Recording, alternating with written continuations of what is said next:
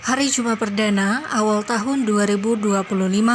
Biasanya, setiap hari Jumat akan dilakukan kegiatan senam secara bersama-sama di lapangan sekolah. Salah satunya SD Negeri 44 Kota Lubuk Linggau yang juga turut sudah melaksanakan program dari pemerintah yaitu Senam Sehat Anak Indonesia Hebat.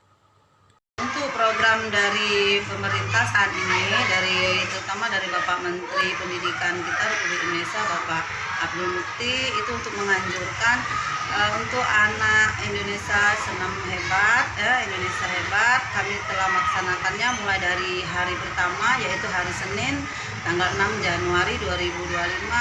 Anak-anak sudah kami kerahkan semua. Untuk perdananya kami melakukannya di lapangan sekolah SD Negeri 44, dan alhamdulillah sudah berjalan dengan baik walaupun masih tahap belajar, tapi kami untuk seluruh guru sudah ikut berpartisipasi untuk mengawasi anak-anak yang sedang melakukan senam tersebut.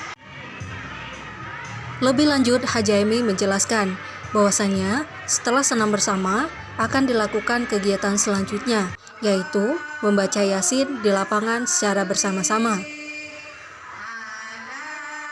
Setiap hari Jumat yaitu untuk pembiasaan religiusnya, penanaman kebiasaan kepada anak agar insya Allah anak-anaknya menjadi anak yang soleh-soleha. Kami melaksanakan pembacaan Yasin bersama, tepatnya di lapangan SD Negeri 44 Lubuk Linggau yang dibimbing langsung oleh ibu guru agamanya Ustazah Mila, kemudian seluruh ibu gurunya juga mendampingi, mengawasi pada saat kegiatan tersebut berlanjut.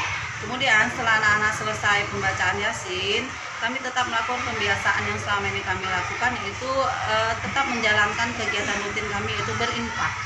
Ya, untuk anak-anak kami selalu menanamkan hal-hal yang baik, bahwa infak itu manfaatnya apa, kegunaannya juga untuk apa, itu setiap hari Jumat selalu kami jelaskan kepada guru-guru agar menyampaikannya kepada anak, bahwa berinfak itu gunanya mungkin untuk mereka dari anak-anak, kemudian kegunaan juga untuk anak-anak.